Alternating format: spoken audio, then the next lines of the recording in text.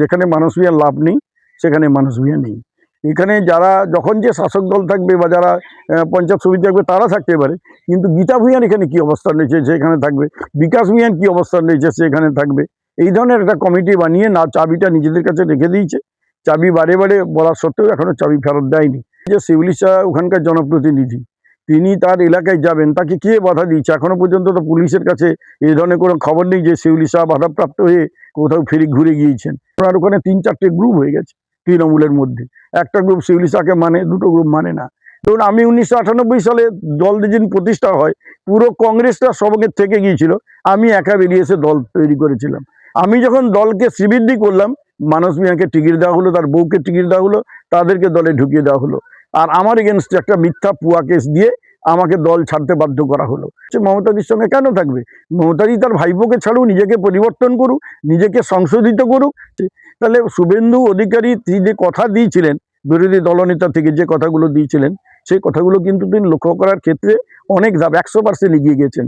এটা সবঙ্গের বিভিন্ন জায়গায়, বিশেষ করে আমাদের কপালেশ্বরী কেলেঘাই এমবেঙ্কমেন্টের বিভিন্ন জায়গাতে যে ধসগুলো নেমেছে, যেমন এখানে আমাদের বারচিবনের কাছে দীর্ঘ অনেকটা জায়গা ধস নেমেছে, কদমতলাতে নেমেছে, তারপরে আমাদের বিষ্ণুপুরে নেমেছে, এরকম বিভিন্ন জায়গায় যেগুলোতে নেমেছে সেগুলোতে আমাদের ইরিগেশন দপ্তরকে অলরেডি সবাই মিলে অবগত করেছে।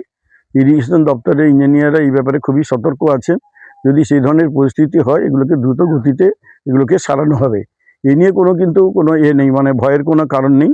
তো আমাদের সবথেকে যেটা ভয় হচ্ছে যে আগের মন্ত্রী ডক্টর মানস ভূঁইয়া যে 32টা পয়েন্টে ব্রিজ করবেন বলে মানে করেছিলেন, সেগুলো জাস্টিফিকেশন না করে 32টা জায়গাতে 32টা পয়েন্টে কেটে দিয়েছেন। তার বেস লেভেল ঢালাই হয়েছে, কিন্তু তার ব্রিজ এখনও ওঠেনি। সেই জায়গাগুলোতে আমাদের ভয় আছে, যদি আরও বৃষ্টি হয়, যদি ওভারফ্লো হয়, তাহলে সেই যে যেটা আমাদের ওয়াটার স্ট্যাগন্যান্ট হয়ে যেত, সেটা ওই জায়গা দিয়ে যদি ঢুকে যায়, তাহলে একটা বন্যার পরিস্থিতি সঙ্গে ঘোরতর তৈরি হতে পারে। সেই ব্যাপারেও আমরা দৃষ্টি রেখেছি। মিটিং করেছেন বিডিও সাহেব, ইঞ্জিনিয়ারদের নিয়ে, লাইন ডিপার্টমেন্টকে নিয়ে, এমএলএও ছিল, আমরাও ছিলাম, এবং আমি নিজেও ডিএম সাহেবের নোটিশে দিয়ে এসেছি। ডিএম সাহেব রিপোর্ট তলব করেছেন। এবং আমাদের পিংলাতে যেদিন স্বাগত মান্নার অফিস উদ্বোধন হয়, সেদিন আমাদের সম্মানীয় সেচমন্ত্রী এসেছিলেন, তাকে অনেকটা সময় আমি কাছে পেয়েছিলাম, তাকে পুরো ব্যাপারটা অবগত করিয়েছি। তিনি চিফ ইঞ্জিনিয়ারের কাছ থেকে রিপোর্ট তলব করেছেন। স্টেটাস রিপোর্ট পেলে তিনি সবঙ্গে এসে হয়তো একদিন মিটিং করে এই ব্যাপারে বিহিত ব্যবস্থা গ্রহণ করবেন। আসলে সবঙ্গের যে মাদুর হাব যেটা তৈরি করেছিলেন মানস ভূঁইয়া, আর কি, আমি গতকাল একটা নিউজ চ্যানেলে বলেছিলাম, যেখানে মানস ভূঁইয়ার লাভ নেই সেখানে মানুষ ভূঁইয়া নেই। এই যে এটা তৈরি করেছে, এর একটা সোসাইটি রেজিস্ট্রেশন করে নিয়েছে।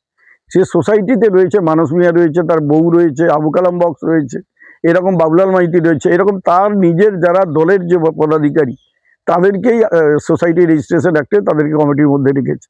এরা সেই চাবি এখনো পর্যন্ত নিজের কাছে রেখে দিয়েছে, সেই চাবি বিডিওকে ফেরত দেয়নি। তাহলে চাবি যদি বিডিওকে না ফেরত দেয়, ইন্ডাস্ট্রিয়াল অফিসার যদি সেখানে হাবটা পরিদর্শন করে পরবর্তী পদক্ষেপ গ্রহণ করতে গেলে তাকে তো জিএমডিআইসিকে রিপোর্ট পাঠাতে হবে। আমি আগামীকাল জিএমডিআইসির সঙ্গে দেখা করবো, এই কমিটি ভাঙার জন্য বলবো। এটা এইভাবে হতে পারে না। এখানে যারা যখন যে শাসক দল থাকবে বা যারা পঞ্চায়েত সমিতি থাকবে তারা থাকতে পারে, কিন্তু গীতা ভূঁইয়ার এখানে কি অবস্থান রয়েছে সেখানে থাকবে, বিকাশ ভূঁইয়ার কি অবস্থান রয়েছে সেখানে থাকবে। এই ধরনের একটা কমিটি বানিয়ে না চাবিটা নিজেদের কাছে রেখে দিয়েছে। চাবি বারে বারে বলার সত্ত্বেও এখনো চাবি ফেরত দেয়নি। তো এই ব্যাপারে আমরা জিএমডিআইসির দৃষ্টিতে নিয়ে আসবো এবং তাকে বলবো এই ব্যাপারে আইনগত এবং বিহিত ব্যবস্থা গ্রহণ করতে। আমরা এটা বলতে চাই যে শিউলি শাহ ওখানকার জনপ্রতিনিধি, তিনি তার এলাকায় যাবেন, তাকে কে বাধা দিচ্ছে? এখনো পর্যন্ত তো পুলিশের কাছে এই ধরনের কোনো খবর নেই যে শিউলি শাহ বাধাপ্রাপ্ত হয়ে কোথাও ফেরি ঘুরে গিয়েছেন। এই ধরনের কোনো পরিস্থিতি সেখানে তৈরি হয়নি। এবং ওখানে শিউলি শাহ যে ভোটে জিতেছেন, যে মার্জিনে জিতেছেন, সেখানে ঢুকতে পারছেন না, এই কথাটা কি কেউ বিশ্বাস করবে? কেউ বিশ্বাস করবেন না। তো তিনি ওখানে যারা পঞ্চায়েত সমিতিতে আছে তাদের সঙ্গে যোগাযোগ করুক সবাই, সে কারণ ওনার ওখানে 3-4টে গ্রুপ হয়ে গেছে তৃণমূলের মধ্যে। একটা গ্রুপ শিউলি শাহকে মানে, দুটো গ্রুপ মানে না। নিজেদের মধ্যে যে গন্ডগোল আছে সেগুলো মিটিয়ে যদি উনি এলাকায় যান, আমার মনে হয় কেউ বাধা দেবে বলে মনে হয় না। আসলে মমতা বন্দ্যোপাধ্যায় দলটা তৈরি করেছেন 1998 সালে গ্রাসরুট লেভেলের লোকদের তুলে নিয়ে আসার জন্য। তখন একটা স্লোগান ছিল, তৃণমূল স্তর থেকে নেতৃত্ব উঠবে। পরবর্তীকালে মুকুল রায় যখন সর্বেসর্বা ছিলেন, পুরো আমাদের সংবিধানটাকে অ্যামেন্ডমেন্ট করে দিলেন নিজে করে। তখন এক একটা ব্লক থেকে, একটা বিধানসভা থেকে 2জন করে স্টেটের মেম্বার থাকতো। এগুলো সব মুছে দিলেন, যে নির্দিষ্ট কয়েকজনকে তিনি রাজ্য নেতৃত্ব বা রাজ্যের মেম্বার ঠিক করে দিলেন। এইভাবে আস্তে আস্তে যত পুরনো কার্যকর্তা ছিল, যারা 98 সালে দলের সঙ্গে যুক্ত ছিল প্রতিষ্ঠা লগ্নে, তাদেরকে দূরে সরিয়ে দেওয়া হয়েছিল। আজকে মমতার দুর্দিনে কেন তারা তার সঙ্গে থাকবে? ধরুন আমি 1998 সালে দল যেদিন প্রতিষ্ঠা হয় পুরো কংগ্রেসটা সঙ্গে থেকে গিয়েছিল, আমি একা বেরিয়ে এসে দল তৈরি করেছিলাম। আমি যখন দলকে শ্রীবৃদ্ধি করলাম, মানস মিয়াকে টিকিট দেওয়া হলো, তার বউকে টিকিট দেওয়া হলো, তাদেরকে দলে ঢুকিয়ে দেওয়া হলো, আর আমার এগেনস্টে একটা মিথ্যা পুয়া কেস দিয়ে আমাকে দল ছাড়তে বাধ্য করা হলো। তো এইরকম তো যারা ছিল তারা তো প্রত্যেকে আঘাতপ্রাপ্ত হয়ে বসেছিল, তারা আজকে সুযোগ পেয়েছে চলে যাচ্ছে মমতাদির সঙ্গে কেন থাকবে? মমতাদি তার ভাইপোকে ছাড়ুক, নিজেকে পরিবর্তন করুক, নিজেকে সংশোধিত করুক, তাহলে দেখবেন আস্তে আস্তে করে মানুষ তাকে সমর্থন করবে। বাংলাতে অজয় মুখার্জির পরে আমাদের অবিভক্ত মেদিনীপুরের ভূমিপুত্র শুভেন্দু অধিকারী মুখ্যমন্ত্রী হয়েছে এবং তার এখনো 3 মাস কমপ্লিট হয়নি।